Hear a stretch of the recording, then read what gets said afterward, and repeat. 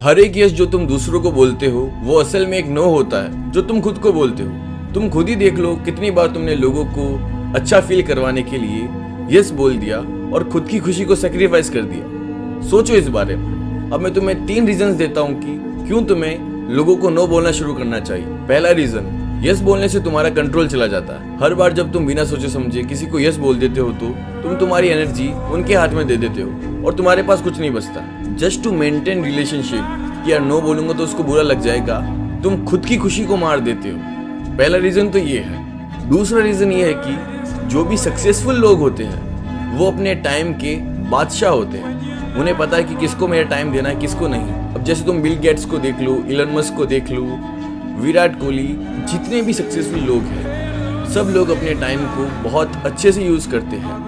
उन्हें पता होता है कि किसको यस बोलना है, किसको नो बोलना है। तो तुम्हें अपने टाइम के साथ सेल्फिश होना ही पड़ेगा if you really want to be successful. और तीसरा रीज़न है, नो बोलना इज इक्वल टू अपनी प्रायोरिटीज़ को प्रोटेक्ट करना। क्योंकि तुम अगर अपनी प्रायोरिटीज़ को प्रोटेक्ट नहीं करोगे तो दुनिया तुम्हें यूज़ करेगी अपनी प्रायोरिटीज़ को प्रोटेक्ट करने के लिए। जितना जल्दी हो सके समझ लो ये बात। नो बोलना इज इक्वल टू सेल्फिश होना नहीं होता है। नो बोलने का मतलब होता है तुम अपने लिए स्टैंड ले रहे हो, अपनी ग्रोथ के बारे में सोच रहे हो, तुम खुद के बारे में सोच रहे हो। दुनिया से पहले तुम खुद आते हो।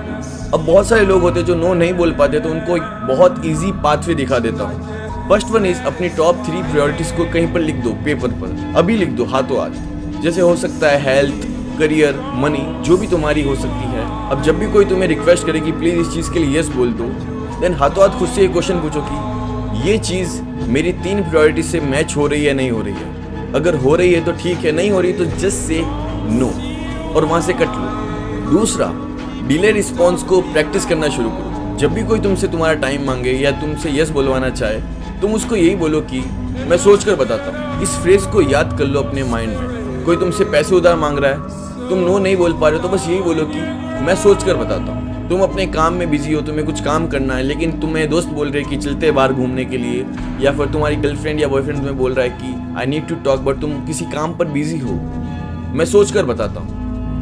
ये जो फ्रेज है, सोच कर बताता हूँ, it is very important for self growth. और तीसरा, रिस्पेक्टफुली नो बोलना सीख लो। बहुत प्यार से समझाओ किसी को। अगर प्यार से समझ जाएगा वो तो समझ जाएगा। पोलाइटली समझाओ, समझ जाएगा तो समझ जाएगा। वरना तुम कितना भी नो बोल लो, जिसको उंगली करनी है वो करता रहेगा। तो उसके लिए सबसे बेस्ट वे है कि उसको इग्नोर करो, क्योंकि तुमसे बढ़कर कुछ नहीं है। सब चीज़ें बाद में आती है, पहले तुम खुद हो। खुद को यस बोलना शुरू करो, बाकी सब चीज़ें बाद में आती है। और नो बोलना कोई वीकनेस नहीं है, ये खुद के लिए स्टैंड लेना है। ये एक स्ट्रेंथ है जो तुम ओवर द टाइम मास्टर करते हो। क्योंकि जितना तुम लोगों को नो बोलोगे उतना तुम खुद को यस बोल पाओगे, और जितना तुम खुद को यस बोल पाओगे उतना ही तुम लाइफ में आगे बढ़ोगे। बिकॉज ग्रोथ यस खुद को बोलने से ही आती है, लोगों को नहीं। So let me know in comment section कि तुमने लास्ट टाइम किसको नो बोला था, या तुम एक पर्सन हो जो हमेशा सबको यस ही बोलते रहते हो।